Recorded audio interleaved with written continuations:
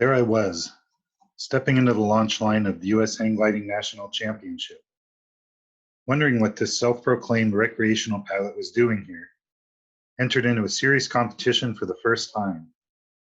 I've entered fun fly-ins and contests at different sites, Lakeview included, and have won cash, gas, and a few spot landing trophies, but never imagined I'd ever want to enter a week-long sanctioned cross-country race to goal competition.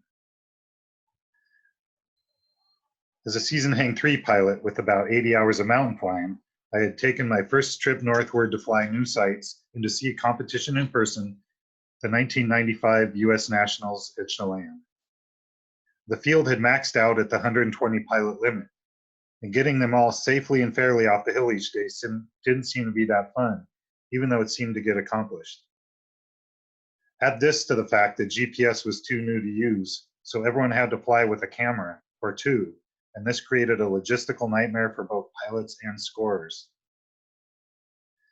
That being said, I enjoyed free-flying the event immensely, being a wind technician and having the first climb out of the day, looking down at the hundreds looking up. What was really invaluable, though, was the ability to be there with the world and national champions, along with numerous world record holders and pilots whose names and pictures are in and on the cover of the hang gliding publications. A couple of years later, the last time the Nats were on the West Coast, a lot of the comp pilots showed up early and flew in the Lakeview's umpteenth annual fly-in. And that's also the last time I had seen a concentration of world-class pilots gathered on the West Coast. Since then, Florida and the Midwest had monopolized our nationals for a decade. When I heard the tow pilots were going to boycott this comp, it really made me want to enter to try and support a more balanced situation for both the serious competitors and for our local pilots, to have the chance to rub feathers with them. The launch line moves forward, and I'm doing my hang check with the scoring official helping me, when he notices that I had programmed my waypoints for the day on the wrong setting.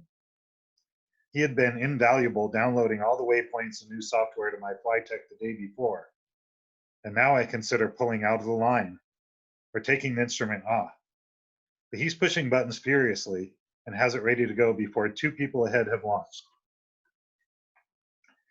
Part of me wishes this instrument wasn't going to record my every move. My last cross-country flight was from Sugar, and it was over 2 years ago. Since then, my only other was off Mission Peak.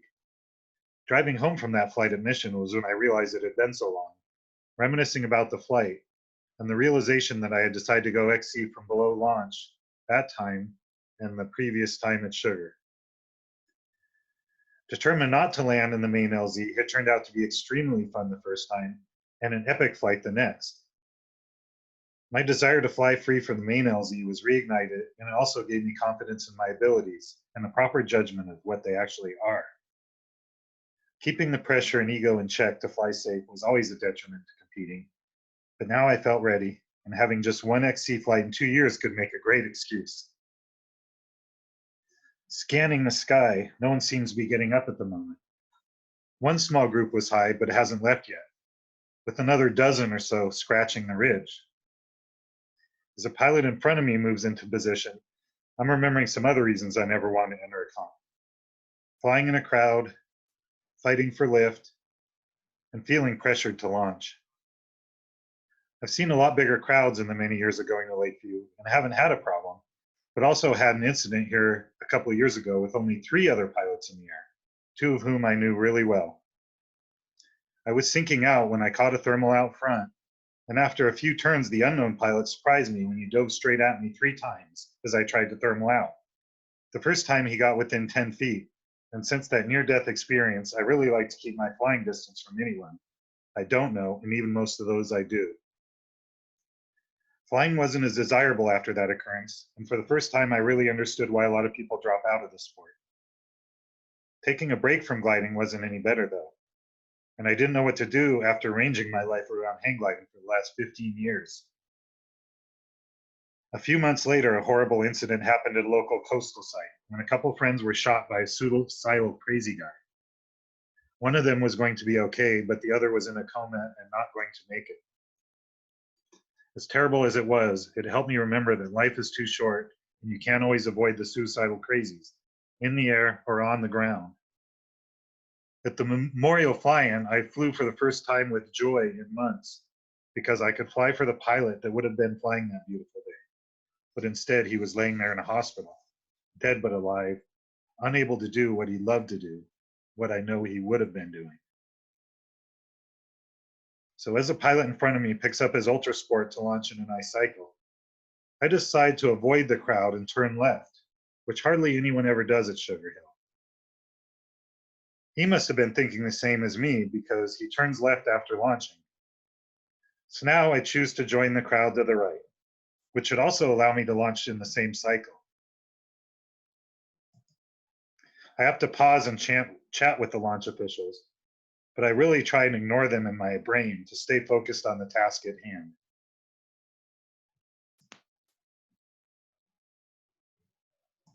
They clear me to launch, and my hang strap is already tight, the glider balanced.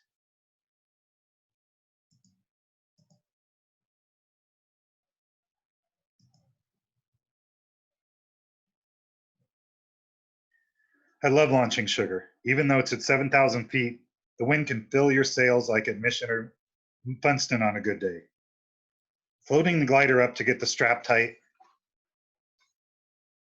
letting the wings start to hold my weight, ease the bar in and start to let gravity take me forward. Starting to fully load the wing as my feet keep me one step ahead until I can't run any faster, the glider now carrying all my weight with just my toes touching the earth. The bar pulled in with a ton of pressure built up, so I start to ease out and climb away, using some more energy to turn right and fly down the spine. What's this? No beep?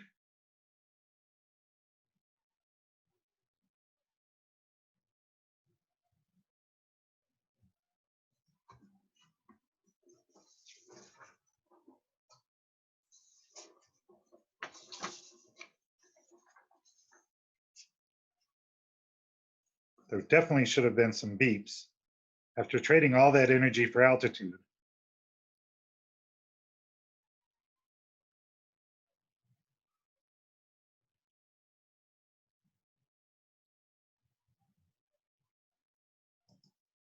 so after turning right and zipping up, affirm that the sound is turned off.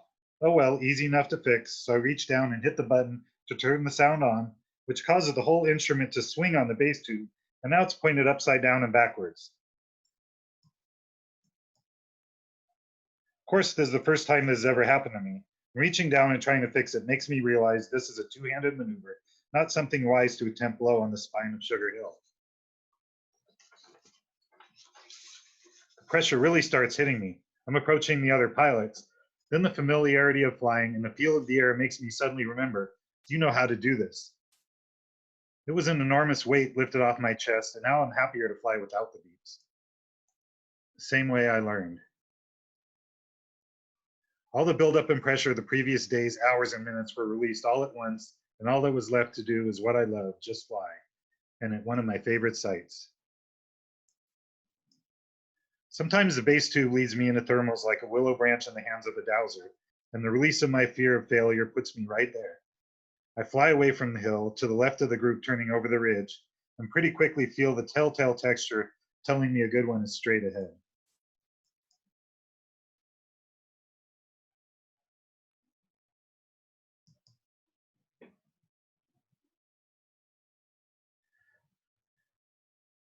Speed up in preparation, then burst into it, keeping the speed for a couple seconds. Then throw it on a wingtip and start letting out all that speed, pushing out in the core and letting it spin me around.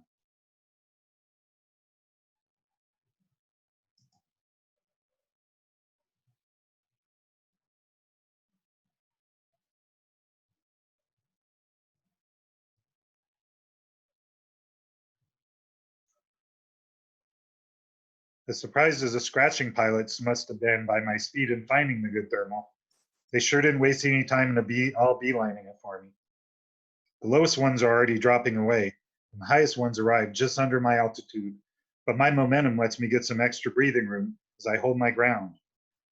Now it's time to maximize this core and see if I can avoid being caught.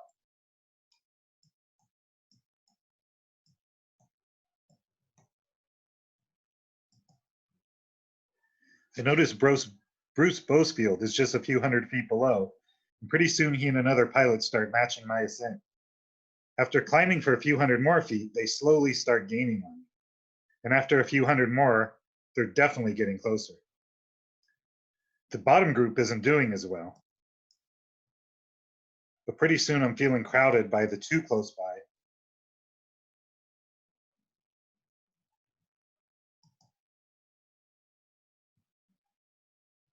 So I decide to go out on glide. And that's where my story ends that I wrote in 2010. So I have to freeform it from here. I've left sugar at 9,000 feet lots of times. I found a pretty good lift line, it looks here. I speeded it up to 8 times. I was doing mostly 2 times on the climb out. Yeah, so here's kind of my top off point. A lot of times I find a nice thermal halfway across over these fields and stuff, right where the trees end. So this is the problem of sugar, is that a lot of times a lift will pull you away from where you're going. The goal is up this way. So I had to leave that thermal, but find a pretty good lift line here. I think I'm messing around with my Vario trying to get it to work, but I'm definitely still focused on the air, trying to make sure that I preserve as much altitude as I can, because there's usually lift over here. This is where we usually run, is to the Black Rocks here. But actually, for the first time ever, I'm going to take a run over to this, what we call the back ridge. I'm usually a front ridge follower. I'll follow the front ridge up here all the way to Lakeview. And I know a lot of people have gotten in trouble going to the back ridge and following the back ridge to Lakeview. I'm making this an exception this time because I see 2 hang glider pilots turning in a thermal right about here. And so I'm heading for them, and I've got a decent line where I'm not losing a lot of altitude. And I also see a cloud that's a little past them that looks really, really nice. It's actually pretty blue where I'm flying. And from here to the north, there's some pretty nice looking clouds, not quite streeted up, but pretty nice. So this is where I hook up with the other pilots. I actually got there pretty close to where they were. And one of the guys I seem to remember wasn't a great performance glider and didn't seem to know as much what he was doing. So I remember kind of outclimbing that guy. And I think I forget what the other one did. I seem to remember they weren't in combat. So that one was pretty good, but I'm still eyeing the cloud right downwind on the spine. So after I kind of do what these guys do, and I'm gaining, but not much. And this is supposed to be a race to goal. So I decided to make my second strategic maneuver that I wouldn't do in a normal flight, and leave lift on a cross-country flight. This is something I don't normally do, but I have confidence in my cloud reading ability that cloud is going to get me higher faster. Pretty sure there was at least one gaggle out in front of us that climbed out that were leaving as we climbed out. But I feel like, maybe 2/3 of the pilots are behind.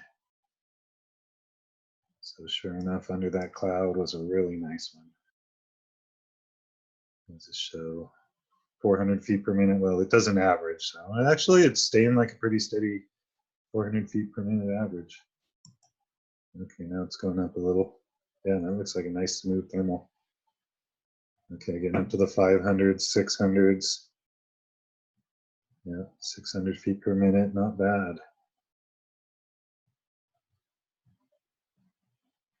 About 10,000 feet. Feeling pretty good here. This thermal I'm not going to leave. Nothing better around. I want to get up as high as I can to the cloud and still be legal. Seems like there's a good little street coming. So instead of getting to the cloud and then leaving, I just leave way before I'm near the cloud. And sure enough, there's a huge lift line that's under this line of clouds. So I don't even have to bother turning. I'll actually climb faster and make time at the same time. And this is where I seem to remember I fixed my Vario. I think I finally got it to where it not only beeped, but I could look at the altimeter. And to me, that's even more useful. And I kind of realized when when the guy on launch helped me fix the waypoints in the Vario, I had loosened the strap, and that's why it had slipped down and had been hanging from the base tube up until about this point. So nice to fix that. Nice to feel sitting pretty, almost at 12 grand. Yeah, climbed a long ways flying straight.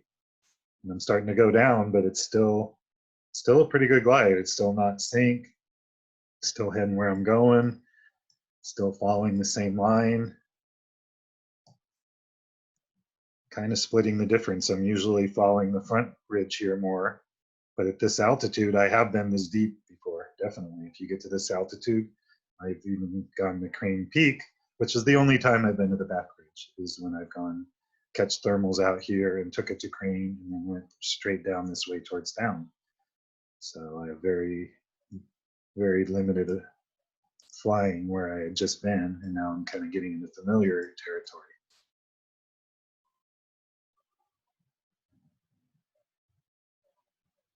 But as I'm doing this, I'm also thinking, there's got to be good lift at Crane. And my other decision to go the back ridge was good. So Crane didn't have any snow on it in August.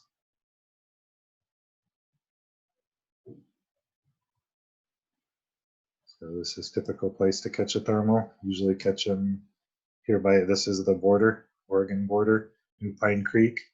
Usually catch them over these hills, sometimes these hills. So that one must be feeding off from down here. Oh, so I think that's the one where I left because the ball, and it was a golden eagle that was harassing me. Yeah, I had a pretty good thermal. And then the golden eagle started harassing me, and I've never really been that close to a big bird that was that hostile with me. So I just decided to leave the thermal because I'd actually seen the thermal further on. You can see I'm flying a little fast here, like 40 miles an hour. For me, that's fast, 46 miles an hour. I want to ditch that golden eagle, and I'm heading right for this gaggle of other pilots. And I'm coming in under them. They must have been at 12 to 14,000 feet because I'm still close to 11,000 feet here, doing a pretty good glide.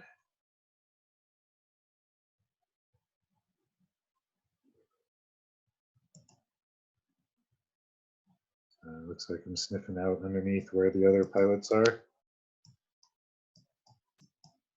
Trying to find that core. There it is.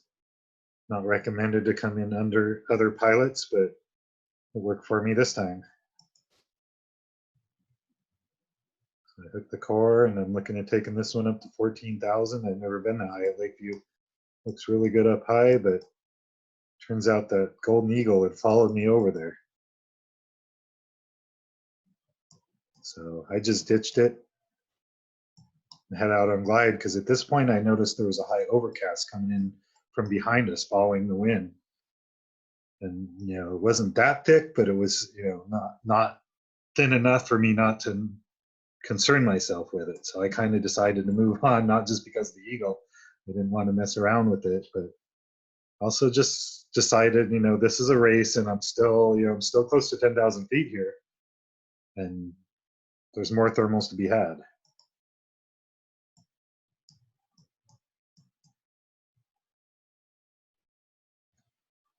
So even though there's a lot of pilots still climbing behind me in that thermal I was in, I'm feeling like the first part of the glide, I'm feeling like I made the right decision. But then I start second guessing myself and thinking, well, do I have to head out back towards the highway? Because I kind of wanted to head right towards Crane Peak, but my lift line was kind of dying.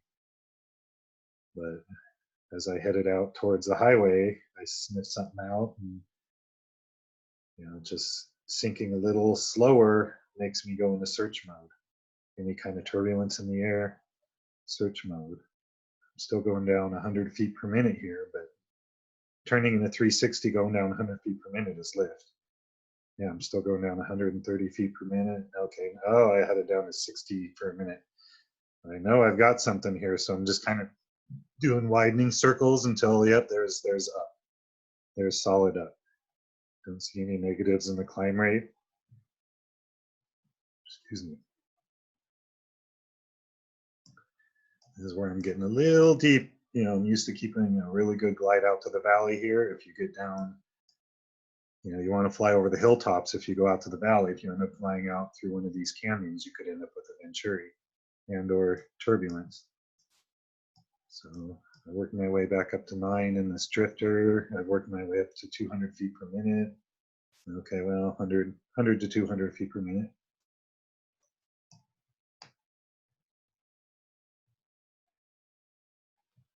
Pretty good here. Because usually when a thermal like this, if you catch way out front, gets to a mountain like this, it starts really accelerating. So I'm really feeling good about my decision about running out ahead now, because the people behind me are getting caught up with by that high overcast. So I must have known there was something better around here. So I sniffed out the better core, because I knew it's getting to the hill. There's got to be something better.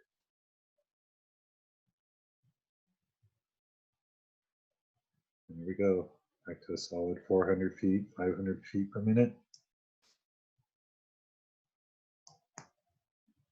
And some people like those 1,000 foot per minute. I get nervous. 800 feet per minute. That's pretty good. 400 to 600 is fine with me.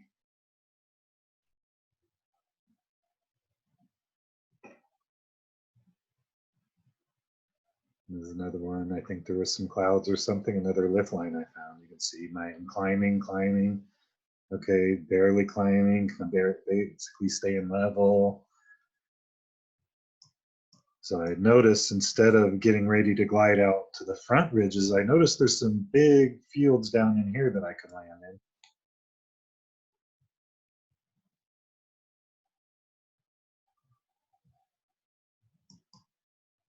So I'm still feeling really good. And now I feel like I can really commit to the air and not have to worry about gliding out to Highway 395.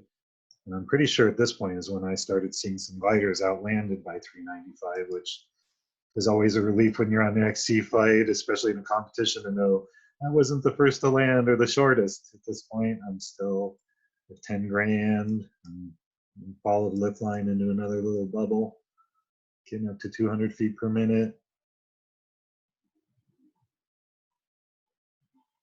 This is where a racer might have moved on, because I'm still at 10 grand, but I'm gonna stay in this one and top off. Hopefully I can get back up to the 11 grand, 12 grand area that I was earlier. The cloud base should be even higher.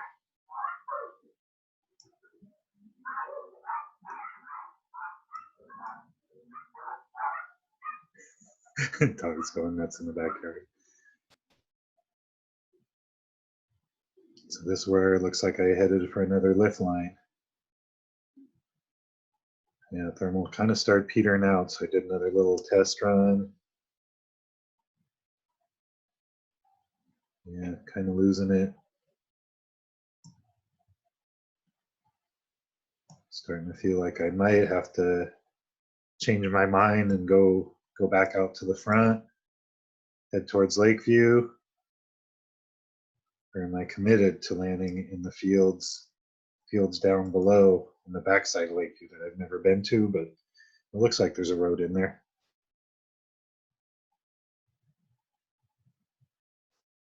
It's a real bad sink. So just try and get out of it and find something else. Actually, I don't know what I was thinking here. Turning in sync, my climb rate is pretty bad. I guess I thought I felt something. There's something.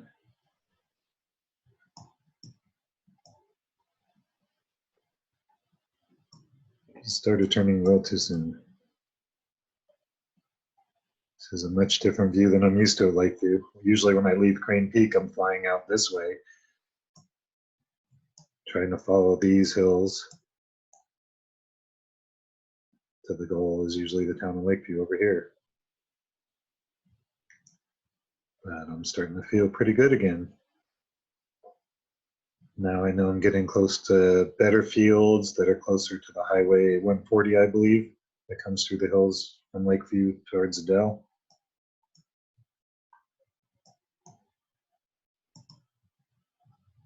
Happy to be over 10,000 again. Kind of starting high up there. I know Palisades, I can see tags in Abert Rim and Abert Lake. The turn point is up that way, I know.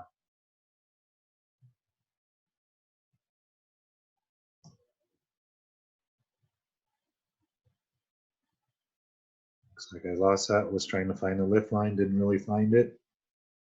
Not too bad.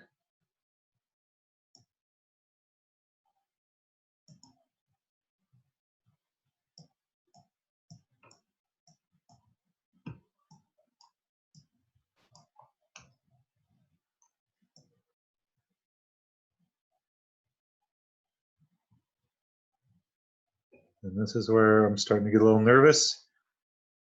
Getting pretty low. This is as low as I've been the whole flight besides launching. And that's what I kind of try and tell myself is that you were lower than this when you started, when you launched, and you've made it this far. So you've still got plenty of altitude. And if you haven't found anything, keep looking.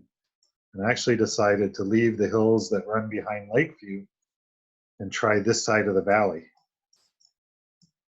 There's part of me that really at this point wanted to leave and head over towards Lakeview. But I rolled the dice and something in me, there were no clouds at this point. I could see that high overcast was moving fast. It was catching up to me at this point. So I was super happy to find this thermal. Look at this climb rate, 700 feet per minute. And it was right, yeah, I kind of saw how this valley was. And it was like, there should be either lift on this side of the valley or this side. And I decided to go this way. And I knew at that point, I'm getting pretty close. I'm pretty sure it's Highway 140 comes through. Yep, this is it right here. So I know there's going to be an easy retrieve that goes right into the north side of Lakeview. Feeling really good here as I top over 10,000 feet. There's a steady over 500 feet per minute climb thermal. Yay. That looks still pretty smooth too. Look at the numbers aren't moving that much. Okay, it's starting to drop a little. And this is where I noticed that this really helped taking this route, because if I had gone to town, I would have to cut across all these hills to get, there's another site here called Palisades. And at this point, I've got Palisades on a glide and I've flown there before. And it's a great site to fly. You launch up in here and the whole valley is a landing zone. I mean, I have this valley is an easy landing zone. I think I zigged this way because there was a cloud or something.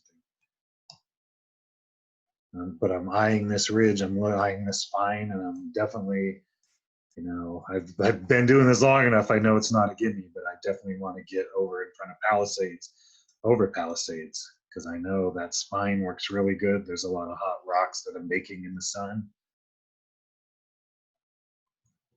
So by bearing over this way, I caught a little thermal, but I'm mostly just in a lift line. Yeah, not doing too good now. Been down to minus 200 feet per minute, minus 400, minus 500 feet per minute. Not good, but I sniffed something out right as I'm getting to where Palisades starts. So this is where I find this little bubble. Little drifter, but I take the chance again. I don't think there's clouds this time. This time I think I just trusted that the Palisades Ridge would work, and boy did it ever. Look at that. I'm definitely feeling good that I'm outrunning that high overcast behind me, and I've seen more pilots that have landed because I have a view of town, Lakeview town, I have a lake view of the landing zone valley. People have landed all along here, so feeling pretty good about my decision making. Feeling pretty good about having the epic flight of my life. I've always wanted to launch sugar and fly up here to Abert Rim, and there's a big cloud that's right over these hills, so I know I can get in that thermal and I'll have Abert Rim on a glide easily. So I'm starting to hit some sink again. I kind of left the one ridge. It's about to cross a valley, but I'm heading straight for a cloud, and I've been flying enough today. I figured the drift. It's actually pretty close in this view of where the shadow is here. Shadow here, cloud was up here. There's another cloud up here. not quite a street, but a nice grouping of them over there. Looked like, you know, if I want to go along Aber Rim, I could keep going that way. So I ease into this thermal. 260 feet per minute solid. Speed it up a little, get a little better averaging. 300 feet, 350. Pretty nice thermal, big wide 360s. It's a big cloud. It's taking it easy. And this is when I start figuring out that I need to tag the turn point as part of the competition. So I'm looking down at my Vario, trying to see where the turn point is.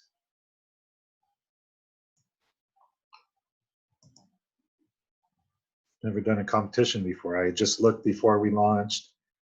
The guy had a board up that we all looked at that showed where the waypoints were, and I know the layout of Lakeview, and the waypoint was right by Tags Butte, which is the launch up here. So I figured the waypoint had to be somewhere by Tags Butte. You know, Aber Rim, the scale of the map they had, it looked like it was right near Tags Butte or Aber Rim. So I was just hoping to make it this far, but then I realized that the turn point was out in the valley.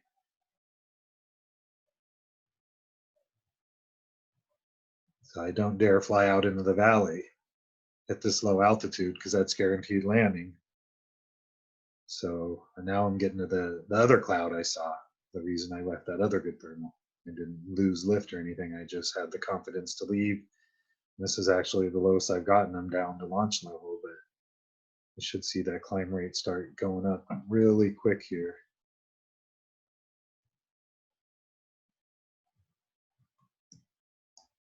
And this is where I'm spending a lot of time looking at my instrument, trying to figure out where the heck that turn point is. What is the turn point? It's named Lodge. What could it be?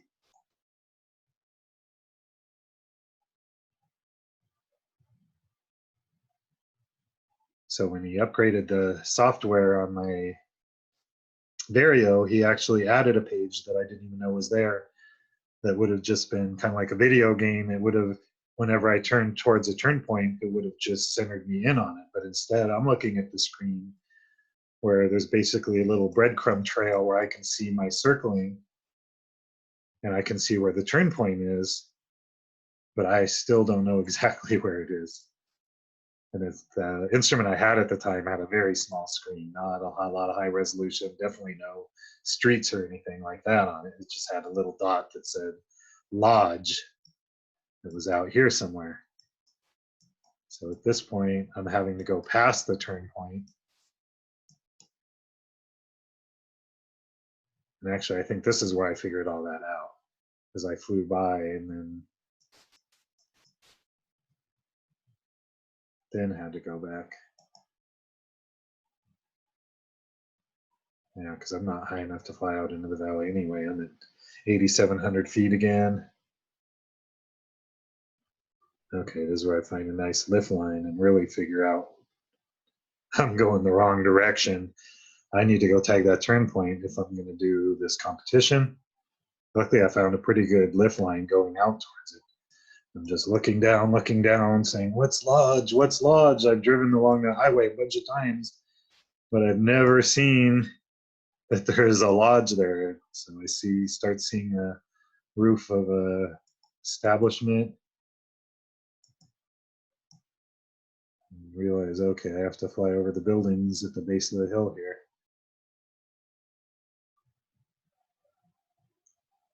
Tag the turn point and start heading back. Even though the next waypoint is Paisley, which I know the layout of land here pretty good is over this direction.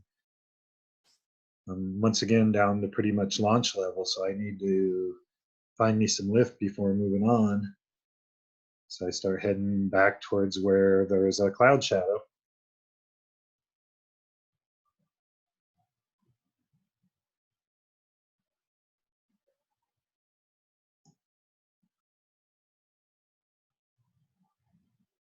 Sniff something out. Lying straight, Found something. There's a cloud near here, so I know there's something better.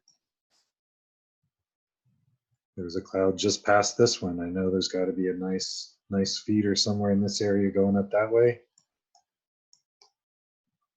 This is when I start realizing that I'm not feeling that good because of all the looking down at my screen and looking out at the ground and all the adrenaline of being in a competition. And I really was disappointed that I was getting airsick for the very first time.